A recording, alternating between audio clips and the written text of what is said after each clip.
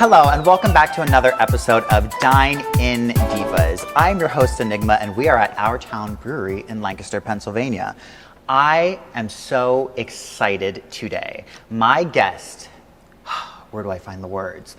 Local legend, icon, club, bus, awards, newspapers, articles, press. I mean, without further ado, Brady Pappas. Thank you so much for having me, Diva. I'm How so are excited to finally you? dine in with the Diva. Yes, we are dining in. Period. We're not dining, we are dining in. Dining in with the Diva. Divas that dine in. Period. Yes. I love it. Yes. I'm doing good. I'm so excited to be here. Thank you. It's very fab to be in your world in this way. I feel like... Just feel a little delusional? No.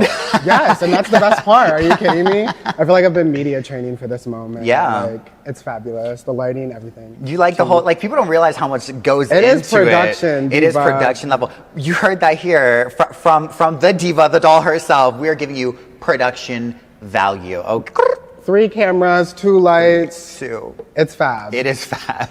And a tethering system. Yes! You should be so proud. Everything looks amazing. Speaking of being proud, you're the one that should be proud of the things you have accomplished over the last few years. I mean, can you tell me a little bit about your resume right now? What's on it? Okay, so I have a few digital Vogue publishings shot in the 717, which is what makes it so iconic.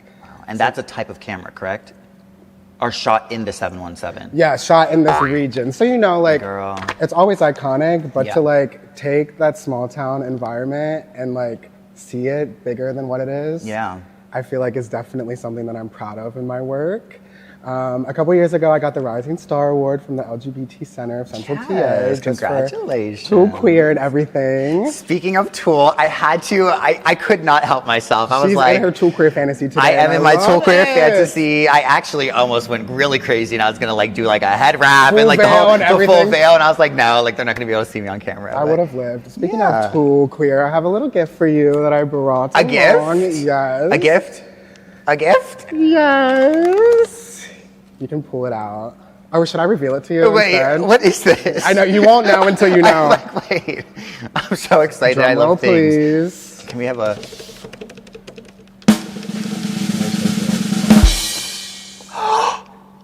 Oh I my... brought your Tulle Queer photo from last year, so you can have the print version. Oh my goodness. Shot on film. This is iconic. This is so iconic. This is beautiful. This is my first photo, like professional photo Really? after I won. Oh my god. That was my first, and yeah. That's what makes it so iconic. You have your crown, your sash. We shot this literally after a show too. You look so fab, bitch. Oh my gosh. I just had to bring it for you so Wait, you can have please. it. Can I give you a hug? Yes, of That is beautiful. course. First off, yeah, can I please? Thank you. Thank you Thank so you. much.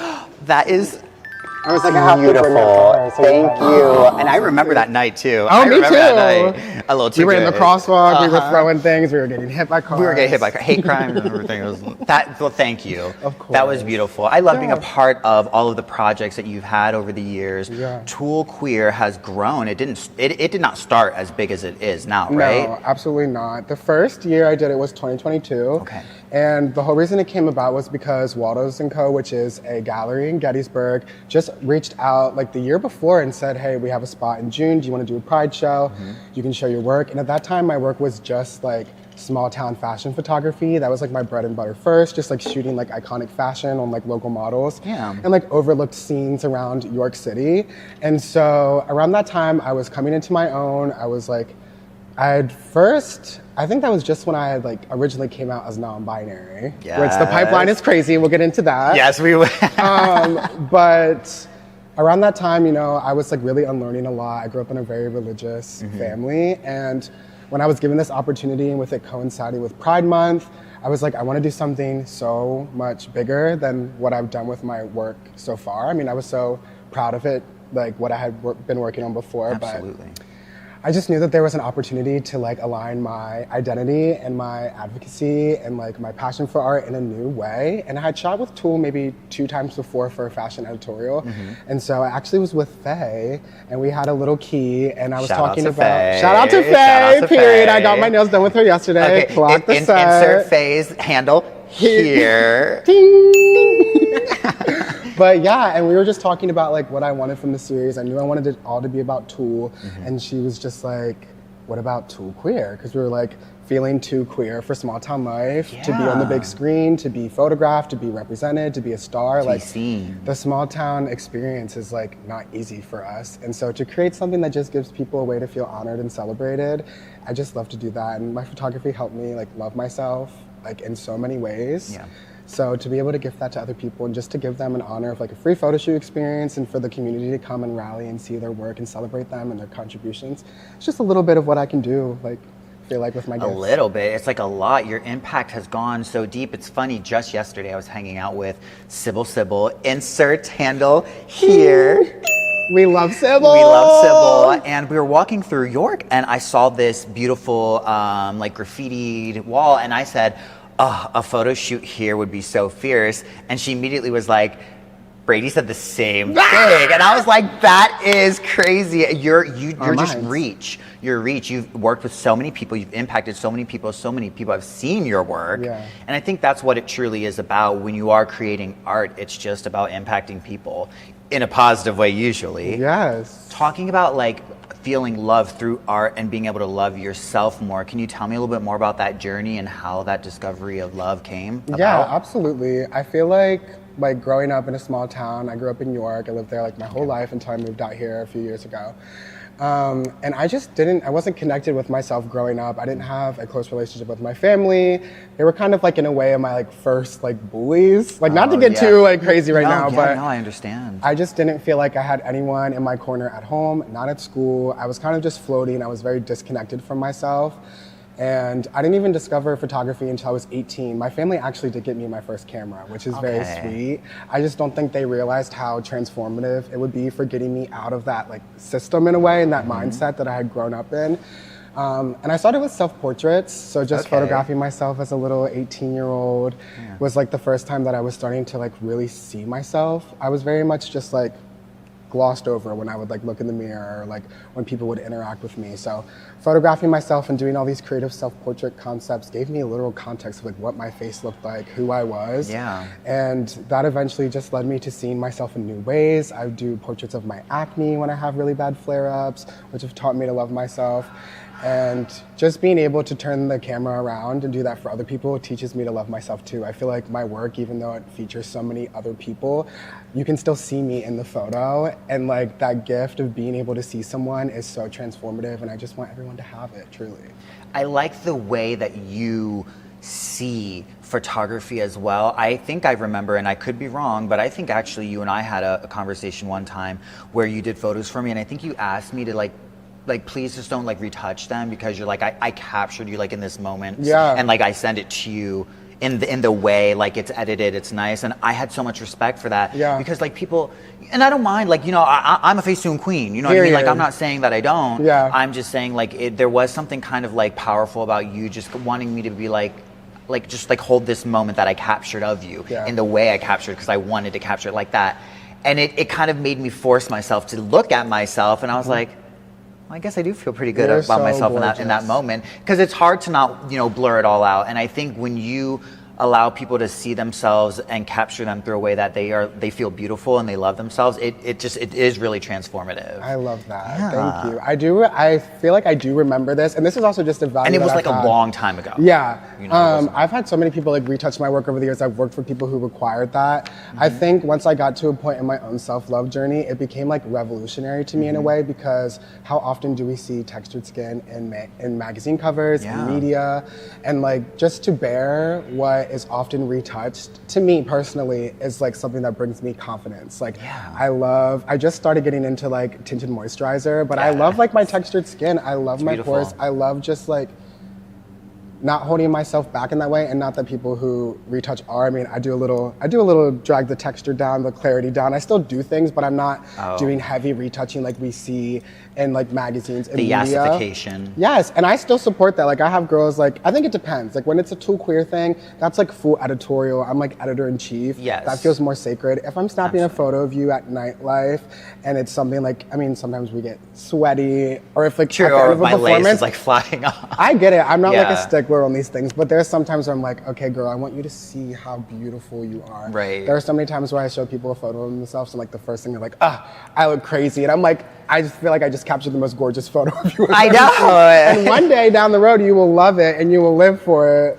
If you don't right now, you're gonna look back on it and feel like as gorgeous as you truly are and were in that moment. I feel like people don't see themselves enough, though. Like, have you ever done the inverted filter on like TikTok? Now that is crazy. That makes me crash out. Crash the fuck out. I am like, if that's what people are seeing, I don't understand how I have friends. I don't understand how I've had partners. I don't understand why I get Grindr messages because I'm like, why do I look like that? It looks like God took my face and then said, it's hard.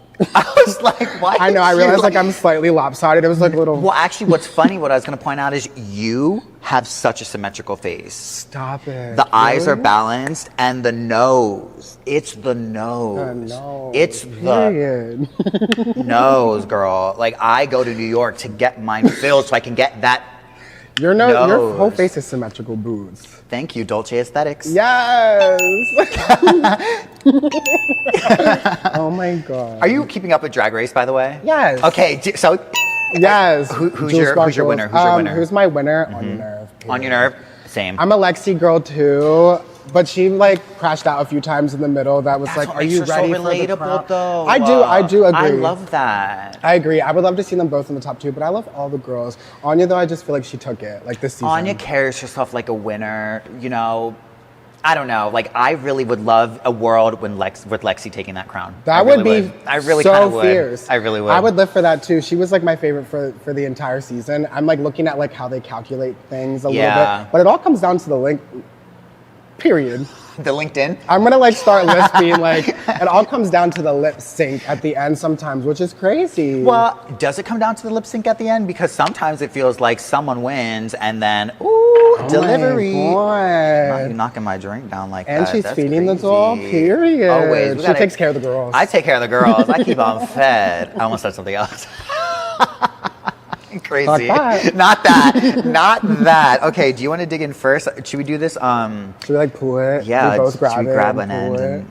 and is it gonna break? Wait, and It's then I'll like- grab and then you pull. Yes.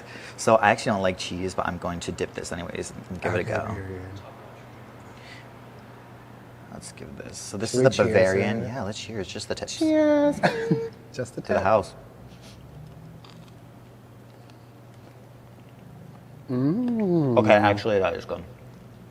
I took like the biggest bite ever. I was gonna take a Oh smaller, my gosh, bigger it's bite. so good. I like this cheese. I'm not choking. Cheese seasoned down. Everything's fine. Delicious. Let me take a sip of my lavender-infused vodka here at Our Town Brewery. Lavender lemonade.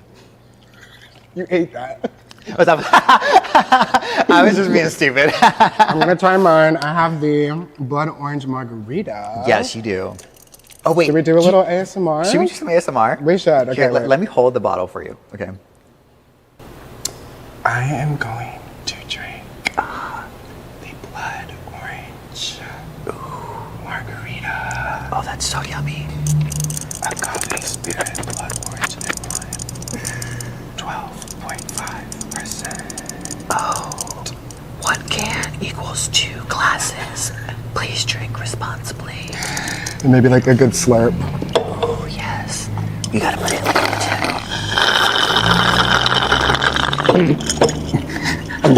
I know, anyway, I need to get that good gulp. Yeah, wait, we need like a...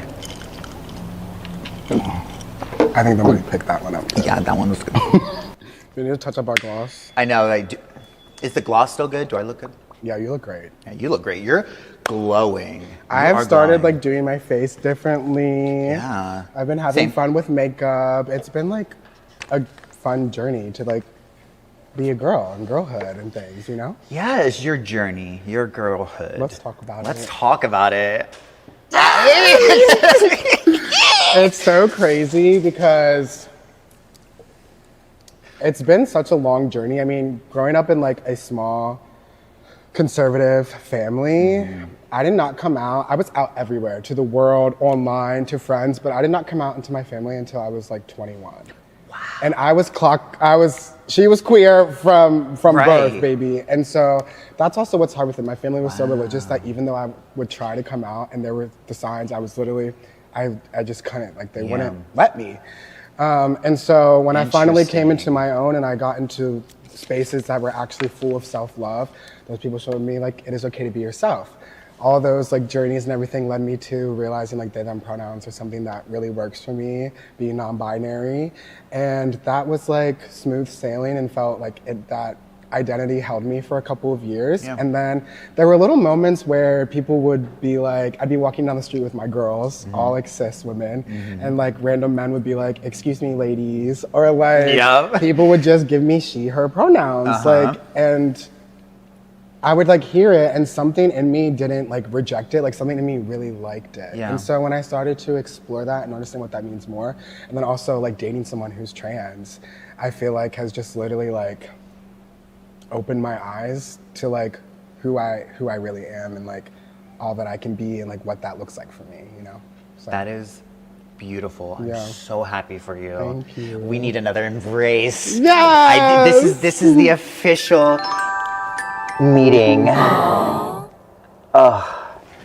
Thank you so much for sharing that too, because you know, with everything going on right now, I think it is scary to live in your truth. Yeah. But it is now more than ever important to live in your truth. And you know, you have impacted so many people already, and you already have such a following. I know that this is going to really just impact a lot of people and help them see themselves even more now that you're out and out of that chrysalis. Is that what it's called? A cocoon? Yeah. Cocoon, chrysalis? Yes. Yeah, you know what I mean? Yeah. Is now for you, do you feel like this is gonna be like is a new start? Is it a fresh beginning? Like how does it's like I feel like a coming, like a homecoming in a way, like to myself. Now there's so many firsts that I'm gonna be getting into. Right now it's more of like just a social transition. I do plan on like doing hormones, but I'm not putting pressure on myself right now. And also I think it's important to remember like there are cis women or women in general who have deep voices. There are women who don't have big breasts or no breasts at all. There are women who have body hair. So it's really just like how I exist. I feel like sometimes being like trans and specifically like a trans woman is like one of the most gender non-conforming things that you can be, because it's challenging so much about how society already is so hard on women. So I'm just holding space for just myself and letting myself like bloom and unravel, and just knowing like I know myself like better than anyone, and I just owe it to myself to be me. And that's on period. Period. That literally is on period. All right, thank you. Yeah, like, and on that note, no, but like I do just want to like the one thing you did touch on, I want to make sure like our viewers understand is like your transness is valid, and if you're trans, you are trans. Period. You don't have to be trans enough for anyone's societal standards. It's crazy to me that people are like, well, you need to have this type of body, or you need to have this type of hair, you need to have this type of garments. I'm like, no, if I tell you this is who I am, take it. Believe it, baby. Yes. Because it's not going anywhere. Yes. Last year, I started like getting in front of the camera more for just like my social content. I had a video pop off talking about nightlife, and a production team and a director based out of New Jersey saw it. And early last year, we got on a call just to talk about the potential of doing this project. And then we filmed last year for 5 days. They came to a High Fever. They came to Tulle Queer. I was at that High Fever. Yes. Wasn't it New Year's? No, this one was on prom. Were you at that one? Were you at prom? I was at one where you were like, just so you know, like there's gonna be a camera crew here, and I was like,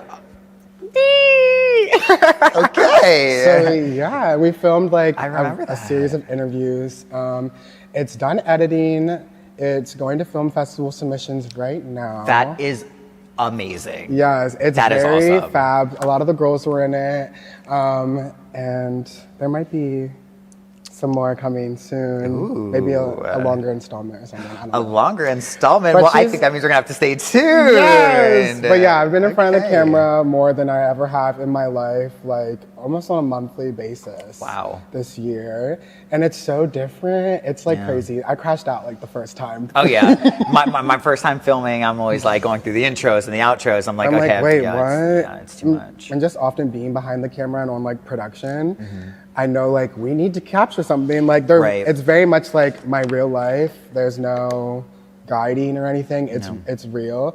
But I also know like we need to get what we need to get at the end of the day. So Right. I started off by putting a lot of pressure on myself, but we found a really cool formula for just like, it just feels like how we typically live our lives and interact, but there's a camera crew and like a whole set of people there. They happen to be watching us, but Yeah. we're just living. It's weird at first, but once you find your rhythm, you're a natural too. You just seem so natural in front of the camera. So I'm excited to see this, and I will definitely be tuning in. Yay! I'm excited. It's been really cool. It feels like the biggest project that I have worked on, just to like immortalize my current life.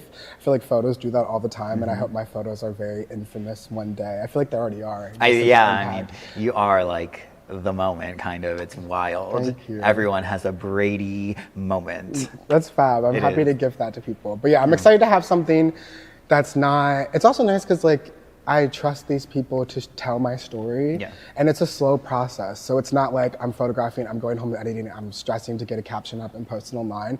It's like we're documenting. It's going to be probably a year until we see even the next installment. I don't want to say too much. I know. but I know. I want to know. Like, how can I watch this? When can I watch it? Where is it at? The Like, short version will be out this year. So we will be able to see that. But yeah, the film festival submission, as I'm learning, is also really long. But I'm not as involved with like the production. Like now I am kind of have a little bit more control. But for what we filmed last year, like it's very much like in the hands of the people that I'm working with. So I'm really excited. I feel so lucky. And I feel like just moments of like being authentic and choosing myself is literally what led to this. Like, yeah, it's not luck. It's hard work. It's living in your truth. It's bravery. It's courage. That's what got you noticed. Period. Oh, where can people find you online and stay up with your journey? Okay, so Brady Pappas everywhere, pretty much. You know. Do people use what do they use? Blue Sky, Instagram, Facebook. Okay, Facebook. I don't really App. post. PayPal. Period. Brady Pappas on Instagram. I'm on YouTube, TikTok, period. And then Tulle Queer also. Tulle Queer Instagram. My website, bradypappas.photography, period. Clock it. Book a shoot now. Period. Yes. All right. Well, awesome. Thank you so much for being a guest today. Thank you. I appreciate it so much. This was so fun. I really appreciate the opportunity, and I'm so happy and proud of you. I feel like we're both out here doing such like big things that defy like the preconceived limitations of like being queer or an artist in a small town. And so to be like doing our thing and like living our dreams, I always feel like we have that bond, and I'm just always like supporting you. Oh, yes. Yes. I love Holding you. space. Holding space, always.